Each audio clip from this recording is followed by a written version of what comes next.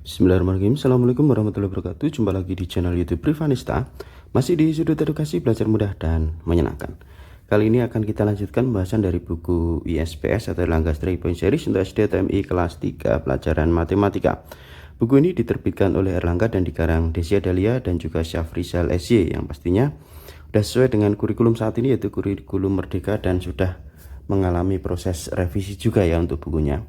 Dan sebelum belajar, jangan lupa untuk berdoa agar diberikan kemudahan, kelancaran, ketelitian, serta pemahaman.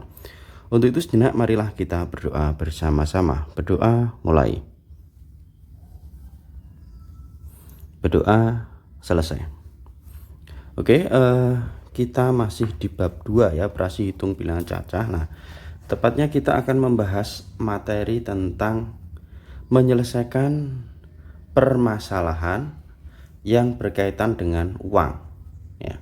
Jadi banyak permasalahan sehari-hari yang berkaitan dengan uang. Nah, perhatikan contoh berikut lah ini ya. Jadi, Ana pergi ke toko buku bersama ibunya. Ana ingin membeli sebuah buku tulis seharga Rp7.000. Uang yang dibawa Ana adalah sebagai berikut ya. Jadi Ana ini ke toko buku sama ibunya dan dia mau membeli buku tulis yang harganya 7.000 ya.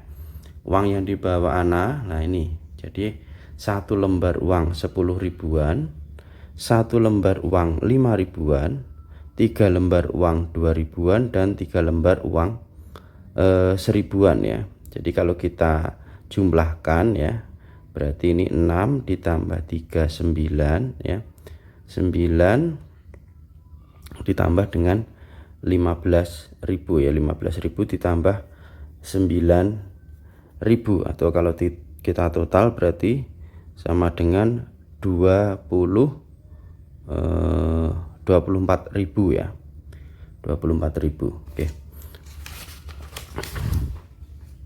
Nah, pertanyaannya di sini adalah tentukan pecahan uang yang dapat Ana gunakan untuk membayar buku yang dibelinya ya. Nah, harga buku tulis tadi berapa? 7.000. Nah, Ana dapat membayar buku tulis tersebut dengan beberapa cara. Nah, yang pertama 7.000 berarti ada beberapa cara ya, yaitu dapat membayar dengan uang pas sehingga tidak mendapat uang kembalian. Nah, uang pasnya tadi di sana ada uang 5.000 sama 2.000, maka kita ambil ya kelompok pecahan yang pertama, yaitu 5.000 dan 2.000 pas 7.000. Nah, kemudian kita bisa juga, atau Ana juga bisa membayar karena punya uang 2.000-an 3 tadi ya, maka bisa dipakai 2.000-an 3 sama 1.000-an 1 ya, ini juga 7.000 ya.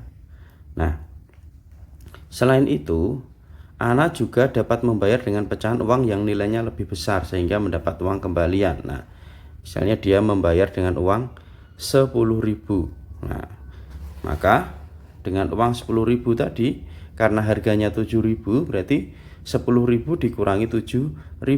Nah, maka Ana dapat uang kembalian 3.000. Jadi Ana memperoleh uang kembalian sebanyak 3.000 ya. Jadi ada 3 cara ya di sini ya.